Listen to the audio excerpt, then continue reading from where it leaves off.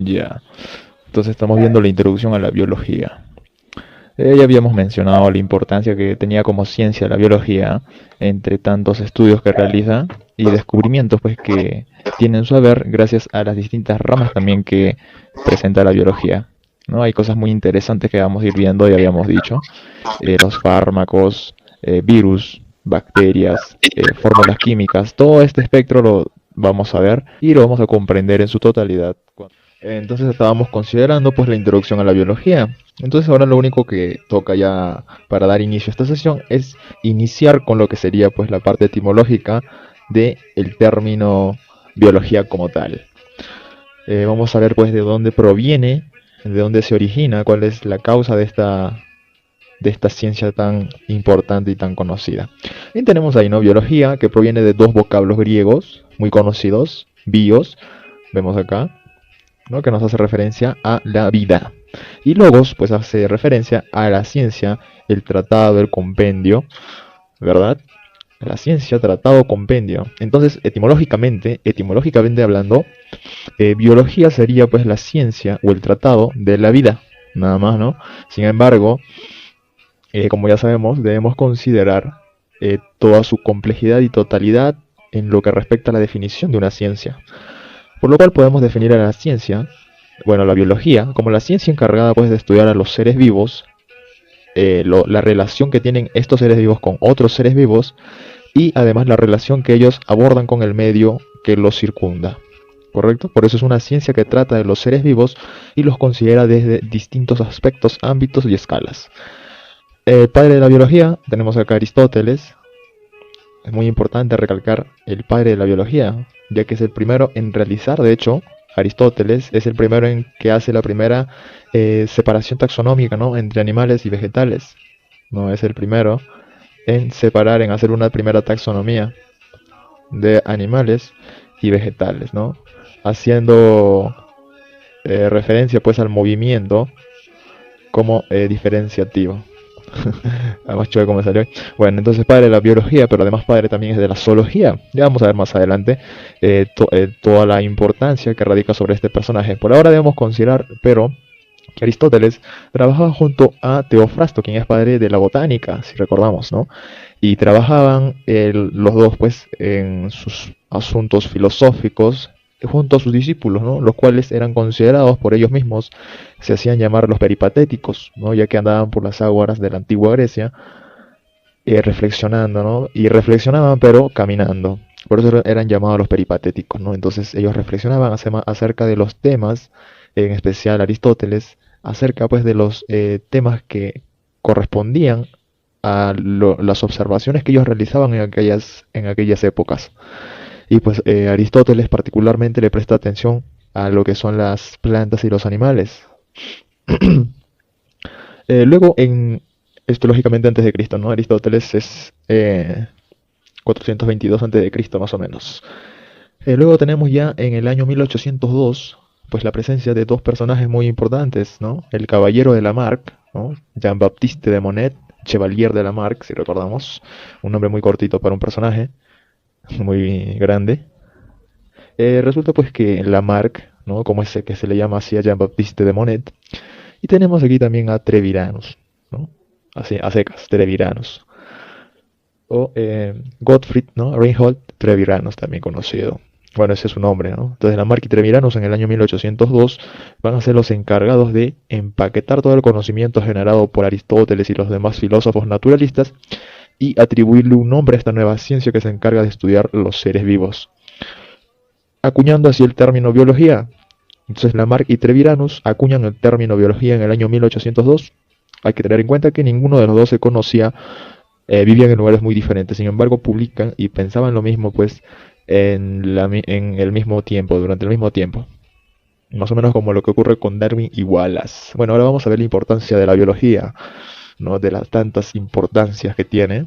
Vamos a ver pues que la biología juega un papel relevante en la sociedad, ya que la aplicación de sus principios biológicos nos van a permitir la producción masiva de alimentos de origen animal y vegetal, como también el mejoramiento genético de especies animales y vegetales. Esto es a través pues, de la biología molecular, la biología genética, que ha mejorado bastante durante los últimos tiempos. lo cual también implica pues un aporte, por así decirlo, negativo, ya que están tratando de modificar la naturaleza. Control y cura de enfermedades a través del uso de antibióticos, vacunas, terapia génica. La biología tiene mucha preponderancia en el área de la medicina, ya vemos por qué, ¿no? Se encarga de estudiar los microorganismos pues encargados de generar enfermedades, y ellos mismos son los que descubren los antibióticos. Los biólogos investigan qué antibióticos son para atacar a determinados espectros de bacterias, ya que recordemos que no todos los microorganismos que nos afectan son semejantes y no responden de igual manera a cualquier antibiótico. Las vacunas también recordemos que son los patógenos mismos, pero con una característica más atenuada, y que nos va a ayudar pues a tener una memoria inmunológica para que cuando llegue el organismo que provoca tal o cual enfermedad ya estemos preparados inmunológicamente, ¿no? En la terapia génica, que está en preponderante uso en la actualidad. Y además también pues uno de los papeles más relevantes que juega en la sociedad, con respecto a la biología, vemos el saneamiento del medio ambiente. Aquí vemos pues la interpretación, por ejemplo, de los ecólogos, de los ambientólogos. También vemos la importancia que recae sobre la biología y cómo este pues se encarga de la protección de especies de animales y vegetales en peligros de extinción. Como vemos acá, 8 animales que debemos proteger en Perú: el cóndor, la pava aliblanca, el delfín rosado, el zambullidor de Junín, la rana gigante por acá de Titicaca, la remolinera ventriblanca, el mono choro de cola blanca también, el mono choro, y la taruca. Bueno, vemos ahí, ¿no?, la importancia ahora global también que está recayendo en bastantes biólogos, virólogos específicamente. A nivel personal, la biología nos da base para comprender también, por ejemplo, el funcionamiento de nuestro organismo a partir de una de sus ramas, conocida como la fisiología, que se encarga de estudiar pues la actividad vital de nuestro organismo y nuestros órganos por separado, y tejidos, etcétera. En total, el funcionamiento del organismo, ¿verdad? Luego tenemos el mecanismo de la reproducción. La biología nos aporta la información necesaria para comprender cómo ocurre este prodigioso acto, ¿no?, de la reproducción. Además, la biología también nos brinda bases para comprender la forma de evitar las enfermedades, ¿no?, a partir del conocimiento de los organismos que causan, ¿no?, los organismos etiológicos, o la etiología causal o la etiología, mejor dicho, de las enfermedades. También la acción de las vacunas, nuevamente. La acción de las vacunas es muy importante. Aquí vemos las imágenes, ¿no?, de la pandemia que estamos atravesando, al menos hace semejanza a eso. Además también el beneficio de practicar algún deporte. Esto lo comprendemos con la biología, ¿no? A nivel, por ejemplo, de la musculatura, si practicamos algún deporte, debemos comprender que hay encargados en las células que nosotros tengamos cierta aptitud un poco más elevada sobre otros competidores, como por ejemplo, hablamos de las mitocondrias, que si es que nosotros incrementamos el número de mitocondrias, también se va a incrementar nuestra resistencia en cualquier deporte que practiquemos, ¿no?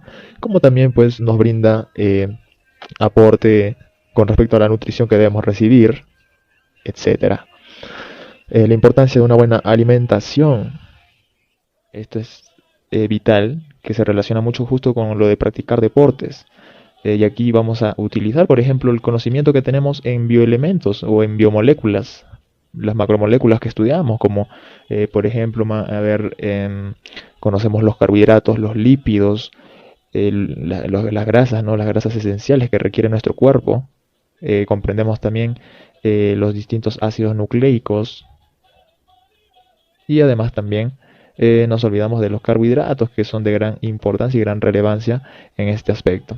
Y también la biología nos da la base para comprender el mecanismo de la herencia, ¿no? A partir de las leyes propuestas por Mendel, comprendemos pues todas estas leyes de la genética, que por cierto la genética no estudia los genes, sino la genética lo que estudia es en realidad la herencia como tal.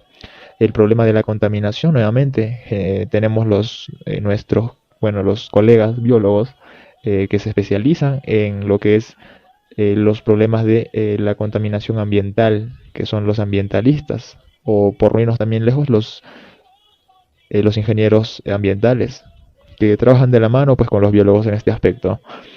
Y los ecólogos que también necesitan dar un aporte aquí para comprender cómo está yendo la sociedad. Y la importancia de las plantas verdes, ¿no? Como ya sabes cuál. Importancia de las plantas verdes en la naturaleza. ¿Por qué? Porque son los pulmones del mundo, del planeta Tierra. Las plantas son en sí pues los pulmones, ya que nos brindan todo el oxígeno que requerimos en el día a día. Luego tenemos los personajes y acontecimientos más importantes en el desarrollo de la biología.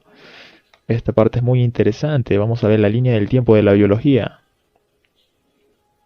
Ahí estamos viendo la línea del tiempo de la biología.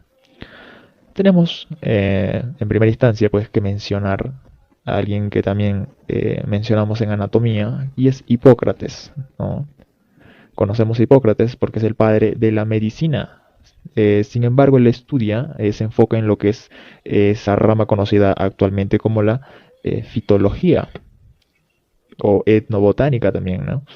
Estudiar pues las plantas desde su nivel folclórico, desde su nivel básico, desde su nivel espiritual, comprenderlo para utilizarlo pues con las personas. Entonces Hipócrates, aparte de ser padre de la medicina, también tenía un arduo conocimiento de botánica, todo con fines médicos, ¿no? Aparte Hipócrates es muy conocido también por brincar y brindar en la teoría pues de los cuatro humores que tenía el ser humano. Esto vemos en temario de anatomía, ¿no? Pero para hacer mención nada más, pues Hipócrates menciona que estos humores se subdividían en cuatro. Recordamos el humor sanguíneo, ¿no? El sanguis, el humor el mucoso, ¿no? El humor flemático, el humor melancólico también, y el humor cólico, que es la propia bilis, ¿no? Y el melancólico pues era la bilis negra, ¿no? Y que la preponderancia de uno de estos en el individuo pues le brindaba ciertas patologías, ciertos desequilibrios.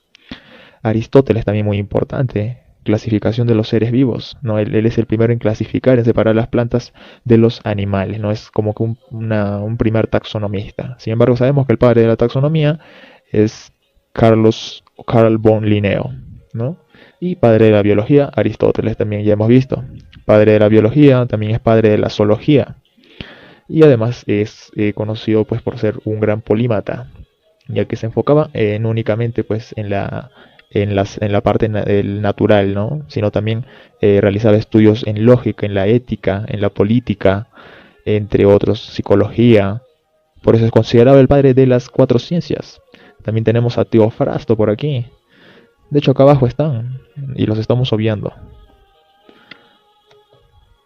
Tenemos entonces a Teofrasto, ¿no? Padre de la botánica, ¿no? Y como vemos, es un griego pionero de la botánica y que clasifica las plantas. Es el primero en clasificar las plantas. Recordemos que Teofrasto junto a Aristóteles pues hacían la dupla de oro, ¿no? Y conformaban pues un grupo ya mencionado de los peripatéticos, ¿no? Que reflexionaban mediante caminatas. Luego tenemos a Galeno, ¿no? Que es un médico en Roma y que practica la disección en animales, generalmente en porcinos. Y Galeno también hacer mención que es padre de la medicina, de la anatomía moderna que estoy hablando. Estamos en papas. Francesco Redi, luego tenemos ahí, ¿no? Que en 1626, bueno, los años los pueden apuntar, ¿no? No hay necesidad de estar mencionándolos o releyéndolos. Bueno, tenemos a Francesco Redi, ¿no? Que afirma que todos los seres vivos provienen de seres preexistentes. Esto ocurre pues debido a la teoría que lanza, que no se la lanza, me refiero que lanza Aristóteles, ¿no? La teoría de la generación espontánea.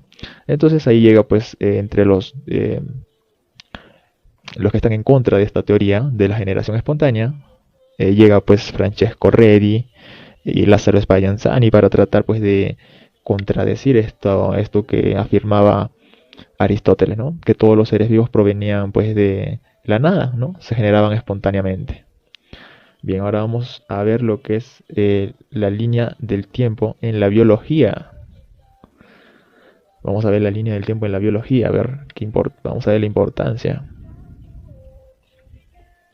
Tenemos a Marcelo Martillón Malpighi, ¿no? Observa, nos dicen en 1682, aquí sí podemos mencionar las fechas, observa los capilares sanguíneos. Si recordemos en su obra más representativa, de Pulmonibus, la epístola de Pulmonibus, ¿no? Si recordamos un poquito de histología, Marcelo Malpighi es padre de la histología, y en dicho libro, en dicho compendio, pues nos deja estas observaciones. También observa por vez primera entre los distintos ilustrados que dejen esta obra, pues nos deja conocimiento acerca de los alvéolos pulmonares, vasos sanguíneos en general.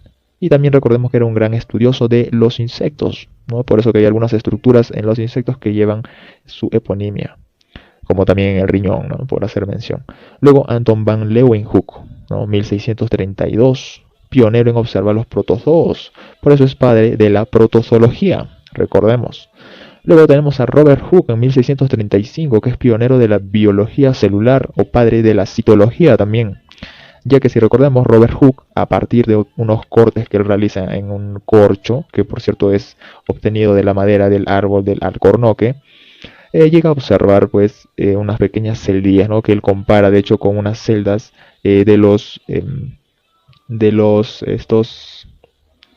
estas celdas pues en donde estaban los monaguillos, los presbíteros en los monasterios.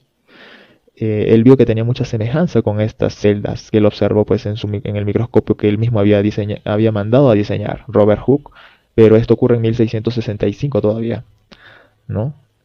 Entonces es pionero de la biología celular por cierto acuña también el término célula, ¿no? Debido al parecido que tenían estas celdillas que él observa con las celdas de los monasterios de aquellas épocas.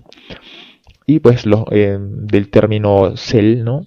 Que deriva en célule o cellule, y pues que se castellaniza después de esa latinización en célula, ¿no?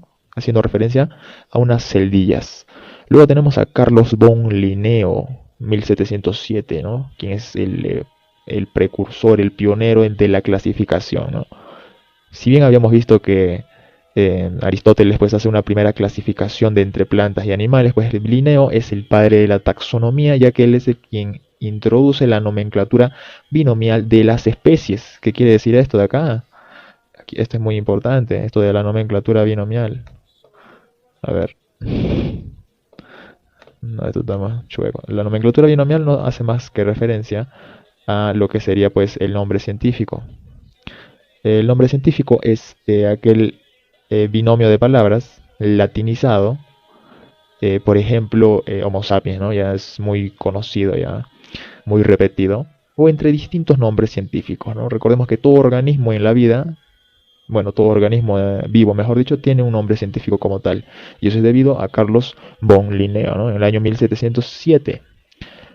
Y padre de la taxonomía, además también porque nos brinda pues las distintas categorías taxonómicas. Luego tenemos a el Bautista Lamarck, el caballero de Lamarck, ¿no? Jean-Baptiste de Monnet, Chevalier de Lamarck, ¿no? O Jean-Baptiste de Monnet, nada más. O simplemente Lamarck, en 1744, y publica su propuesta respecto a la evolución. Si recordamos a Lamarck, ya lo hemos visto, ¿no? Lamarck estaba junto a Treviranus acuñando el término biología en el año 1802. Es decir que antes de eso todavía ya hacía sus pininos, ¿no? Publicando propuestas respecto a la evolución. Esto vamos a estudiarlo en precisamente pues teorías evolutivas, la parte de la evolución, teorías evolutivas. Entonces, haciendo un poco de remembranza también que Lamarck con Treviranus en realidad hace mención que no se conocían para nada, ¿no? Fueron investigadores que propusieron lo mismo en la misma época, pero sin conocerse y viviendo en lugares muy distintos. Luego tenemos a Jorge Cuvier, pionero y padre de la paleontología, en el año 1769. Correctísimo. ¿Alguna pregunta hasta ahí? Perfecto. Entonces vamos a continuar descendiendo por esta línea del tiempo biológico. Tenemos, por ejemplo, a Robert Brown, muy importante, en 1773, quien llega a identificar el núcleo de la célula, Robert Brown, ¿no? Identifica a partir de unos estudios, pues, eh, si no me equivoco, lo realiza en, en los pétalos de una rosa, creo, si no me equivoco, que Robert Brown llega a identificar, pues, el núcleo de las células, ¿no? En células vegetales, eso sí es seguro.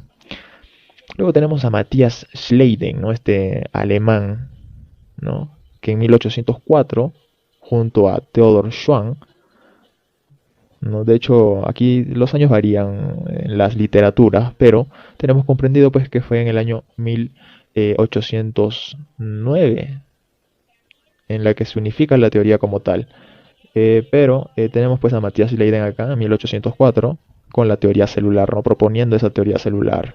Luego tenemos a Charles Darwin en 1809, quien nos propone, pues, su teoría de la selección natural, ¿no? En su libro, pues, del origen de las especies, muy conocido. Darwin, un evolucionista, lo tenemos aquí, abajo el pelón, Charles Darwin. Luego tenemos a Theodor Schwann, que en realidad también trabajó junto a Matthias Leiden. Uno era botánico, el otro era zoólogo, pero uno era un botánico frustrado, no era un abogado frustrado.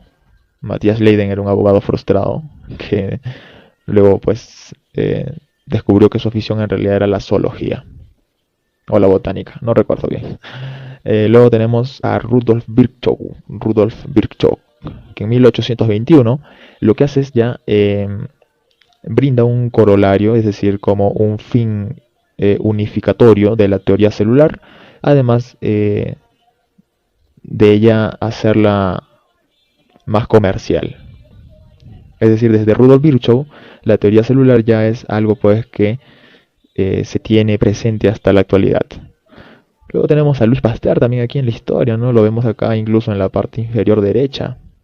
Louis Pasteur, padre de la microbiología y también padre de la bacteriología, en el año 1822, ¿no? Louis Pasteur, personaje muy importante. Los tenemos ahí y ahora se van porque seguimos con la línea del tiempo de la biología. Pero ahora vamos a hablar de Gregorio Mendel. Gregorio Mendel. Cuando hablamos de Mendel, nuestra cabecita se nos va, pues, a las leyes de Mendel, ¿no? Que estudia la herencia. Esto, recordemos que Gregorio Mendel era, pues, un sacerdote pues, que dedicó su vida a la ciencia y de hecho es quien establece las leyes, pues, con su mismo apellido, ¿no? Las leyes de Mendel. A partir del estudio, pues, en unas arvejitas, en unos guisantes, como le dicen, llega, pues, a determinar estas características. Luego tenemos a Alexander Fleming, quien a partir, pues, de por decirlo, en 1881, a partir de un hecho fortuito, descubre la penicilina, el hongo Penicillium notatum, ¿no? Es el nombre científico, Penicillium notatum. Descubre la penicilina como, pues, habiendo dejado un cultivo de bacterias al lado de lo que eran, pues, cáscaras de cítricos, ¿no? Entonces ahí descubre que estos cítricos encima se forma una capa muy semejante al moho, y que las bacterias que estaban en dicho lado, pues, no había bacterias, mejor dicho, habían sido eliminadas en su totalidad, formando todo como un círculo libre de bacterias. Y lo tenemos acá abajo, acá está Gregorio Mendel. Luego tenemos a Carl Woese, que en 1928 es quien nos otorga, pues, una nueva manera de ver la taxonomía con respecto a las bacterias, ¿no? Nos habla de la evolución de la organización de bacterias y arqueas, ¿no? Recordemos que hasta tiempo atrás únicamente se tenía conocido a las bacterias, más no a las arqueas. Luego tenemos acá Watson y Crick aquí en blanco y negro. Bueno, los dos que están ahí, ¿no? Sonriendo.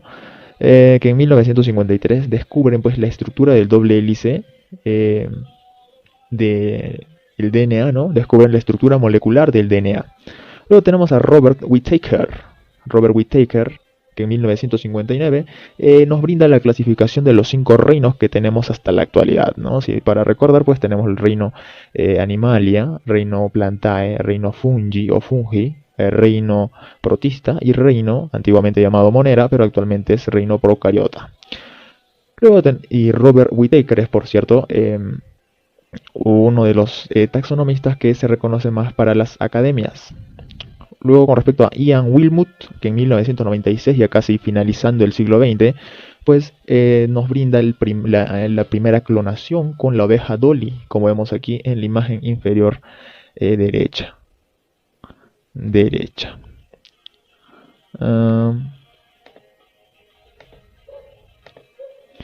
Bueno, lo tenemos ahí con la ovejita al costado. Entonces el primer mamífero clonado, ¿verdad? Luego seguimos con el objeto de estudio. ¿En qué consiste el objeto de estudio? A ver, vamos a ver. Tenemos ahí el objeto de estudio, ¿correcto? Bien, entonces tal como la biología, como ciencia, la biología es una ciencia, recordemos, ¿no? Ciencia que se origina a partir de las ciencias naturales. De hecho, no se separa hasta muy tarde. Entonces, una ciencia proveniente de la filosofía, naturalista nuevamente. Y además vamos a ver aquí lo que es el objeto de estudio, ¿no? ¿Cuál sería el objeto de estudio de la biología? Lógicamente, si hablamos del objeto de estudio, nos estamos refiriendo pues que a los seres vivos, ¿no? Ya que la biología estamos diciendo que es una ciencia que se encarga pues de estudiar a los seres vivos, la relación que tienen entre ellos y con el medio, ¿no? Entonces, el objeto de estudio son los seres vivos. Y para este objeto se vale de un método de estudio, ¿no? Un método biológico, que es conocido como el método científico. Pero aquí vamos a ver unos detallitos más de la biología, como vamos viendo ahí. Primero vemos que tiene unas ramas. Tiene unas ramas, ¿no? Se divide en ramas de la biología. Bien, para hacer mención, pues tenemos aquí la anatomía, que estudia pues la estructuración del cuerpo, la estructura, la forma, y que actualmente pues ya se ha descubierto que en realidad va de la mano siempre con la fisiología, ¿no? Que es el estudio de la actividad vital que realiza determinado órgano, es decir, la función, la anatomía, ¿no? Luego tenemos la bioquímica. La bioquímica, que lo que hace es enfocar pues los conocimientos químicos en todo el entramado y todo el funcionalismo de los seres vivos, ¿no? Es decir, comprende los seres vivos a su nivel más molecular, a su nivel químico. Luego la botánica, o también conocido como la fitología, ¿no? Recordemos, estudio de las plantas. Luego tenemos la citología, ¿no? O también mal comparado, una mala sinonimia con la biología celular, ¿no? La citología, estudio de las células, ¿no? Cito es célula. Luego ya hemos visto, trata incluso acá se repite, ¿no? En la etimología de biología. Luego tenemos la ecología, ¿no? Del término griego oikos, que significa casa. Ecología significa, pues, es el estudio de los ecosistemas. Esto lo vemos a mayor detalle en el apartado de ecología propiamente dicho. Luego la genética, ¿no? Justo como hablábamos de la genética hace poco.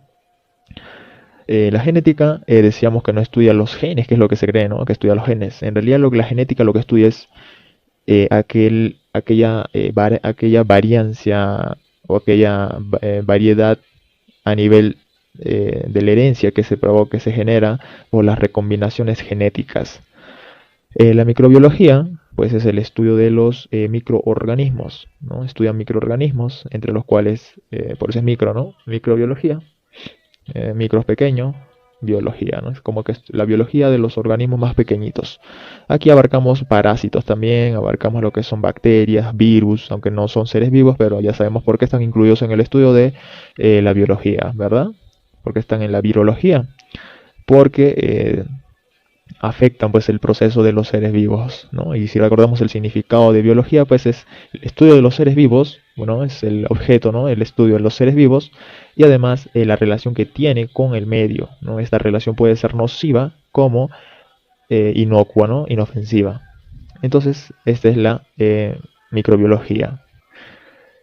También vemos la paleontología, que estudia pues los restos fósiles. estudia estos restos fósiles para poder rearmar la historia, por así decirlo. Tiene distintas ramas también, hay paleobiología, esto se relaciona también mucho con lo que es la filogenia, ¿no? Para determinar, pues, a partir de restos o huellas, nuestros antepasados. La parasitología, pues, su propio término se describe por sí mismo, ¿no? Estudio de los parásitos.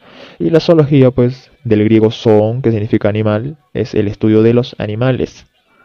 Luego tenemos aquí un poquito también, etimológicamente, nuevamente vemos que proviene del griego bios, que significa vida, y logía o logos, que significa es la ciencia, el tratado, el estudio o el compendio, ¿verdad? Entonces, etimológicamente hablando, estaríamos viendo pues que es el estudio de la vida, ¿no? Así de simple.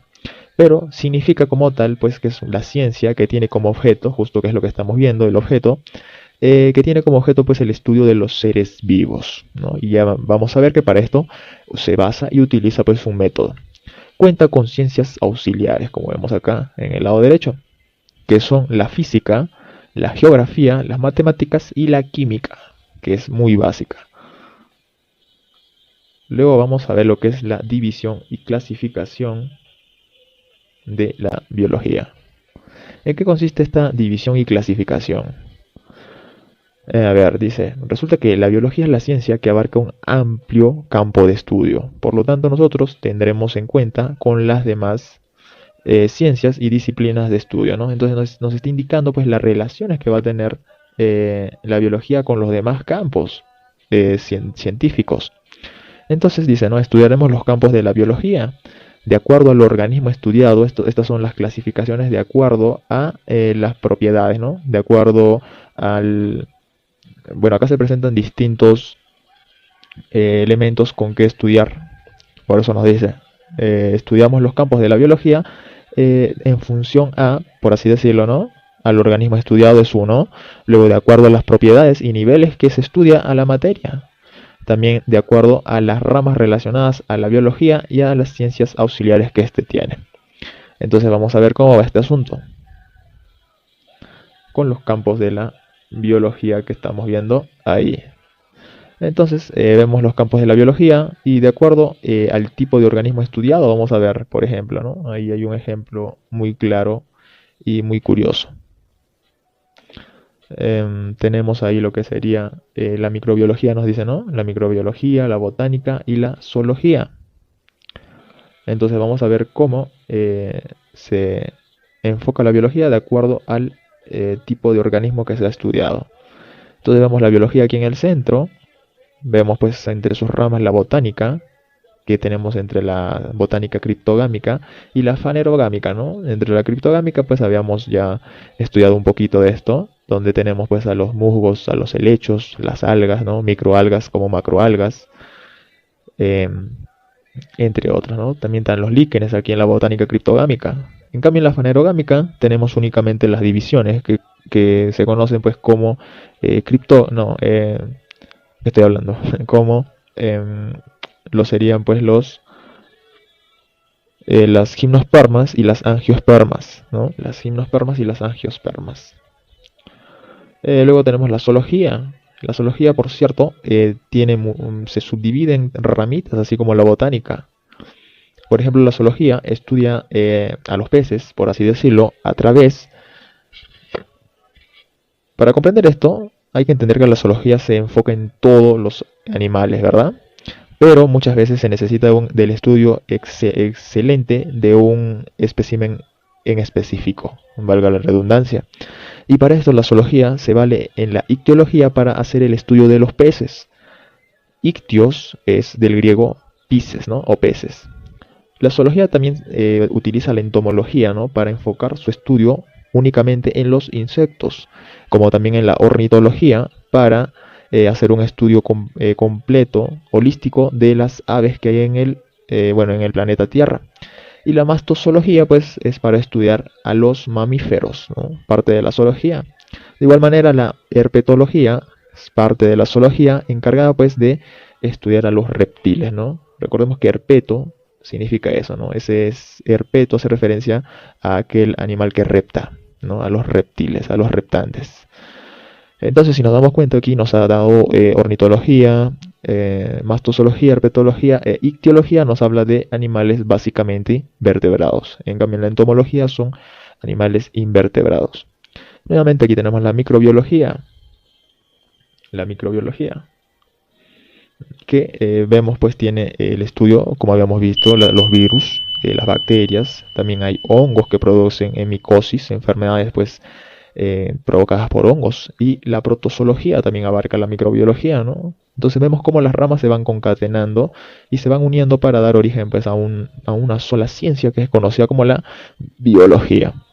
Entonces bien, tenemos eso. Luego tenemos, ¿qué más tenemos? La microbiología por aquí. ¿Alguna pregunta hasta ahí? Microbiología. Bien, entonces tenemos acá la microbiología, pues que estudia, como habíamos mencionado un poco,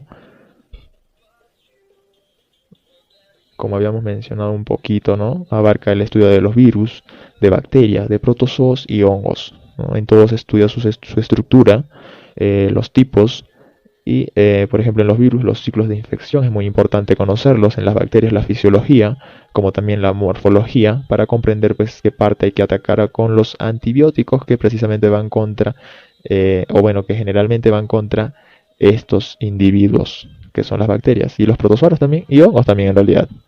A los únicos que no les afectan los antibióticos son a los virus. Importancia biológica, lógicamente, está en las enfermedades, ¿no? Evitar, conocer, aprender de estas. Investigación e importancia biológica, ¿no? Aquí es donde vemos el enfoque pues, más clínico, la importancia biológica en la industria, por ejemplo, alimenticia o alimentaria, en donde pues se utiliza bastante la biología molecular, por hacer mención, biologías que, bueno, son ramas de la biología que ayudan pues con las industrias, ¿no? Para mejorar la producción, hacer más resistentes ciertos eh, alimentos, ¿no? Conocidos como los alimentos transgénicos, que por cierto no es algo para hacer mérito, ¿no? Y la importancia biológica de los ecosistemas, conocer el espectro más amplio que abarca únicamente la humanidad como tal, ¿no? Que son los ecosistemas. Luego, la micología. Hablamos de la micología cuando nos referimos, bueno, estamos hablando aquí en microbiología, entonces es una micología pues enfocada eh,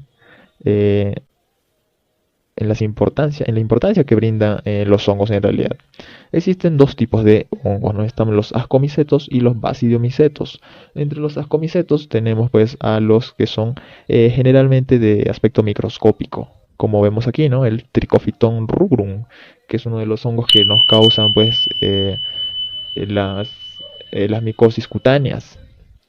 Por ejemplo, Saccharomyces cerevisiae o cerevisiae, que es el hongo encargado eh, o que forma parte en la elaboración de la cerveza, ¿no? El Saccharomyces cerevisiae también es un ascomiceto. Entonces los ascomicetos se caracterizan por eso, por ser microscópicos.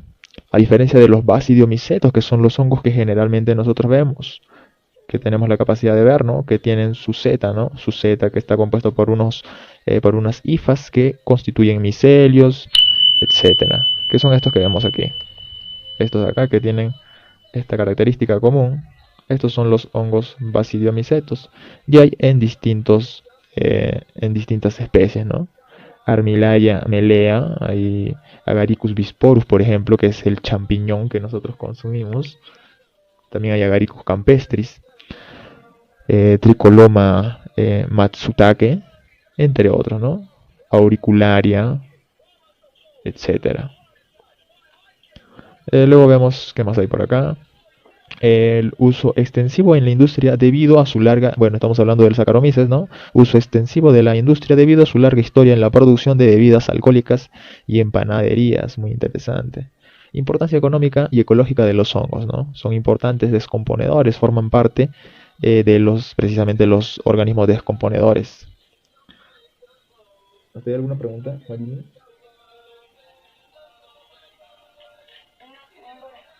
Ya. Entonces tenemos, acá están, ¿no? tenemos aquí la importancia que son descomponedores. ¿Qué quiere decir esto? Que en la cadena trófica existen pues los productores, ¿no? Que son las plantas generalmente. Las plantas, las algas son productores, ¿no? Porque son autótrofos. Entonces ellos generan alimento, ¿no? Luego estamos nosotros los heterótrofos, ¿no? Los que nos comemos eh, estos alimentos producidos por los organismos pues productores. Luego también están los que son los depredadores, en los que estamos nosotros, ¿no? Los depredadores están también en esta cadena trófica, lo que son los virus, las bacterias, ¿no? Las bacterias y los hongos. Las bacterias y los hongos son importantes descomponedores ¿de qué? De la materia orgánica que queda suspendida pues en la tierra. Por ejemplo, cuando nosotros tiramos una cáscara por poner ejemplo, de un plátano, de una mandarina, estos se descomponen debido pues a la presencia de los hongos y las bacterias que están en los suelos.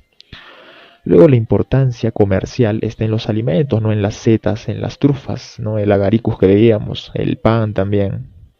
También en las bebidas, por ejemplo, para fabricar el vino, la cerveza, habíamos visto con el Saccharomyces. Y como antibióticos, por ejemplo, tenemos pues entre los primeros antibióticos que generaron revolución, pues la penicilina, ¿no? El Penicillin notatum. Perfecto. Entonces, también hay importancia aquí en los alimentos a mencionar en el queso. No sé si has escuchado, no sé si habrán escuchado del queso Roqueforti. Es un queso pues que se forma en las minas, ¿no? En las minas, este queso, en donde se pasa por una serie pues de etapas para dar un queso exquisito. Bueno, no lo he probado, pero me han contado que es muy rico. Es el queso Roqueforti, ¿no? Que es el Penicillium roqueforti. Es decir, es el mismo, pertenece al mismo género de la penicilina antibiótica. Producen solventes también, condimentos y enzimas para sacar manchas. Patógenos para la agricultura también tienen su parte negativa. Causan pérdidas económicas grandes. También son patógenos en animales, estos hongos. Hay muchas micosis, ¿no? Que son las infecciones provocadas por los hongos. Como vemos acá, ¿no? Micosis cutáneas al ser humano.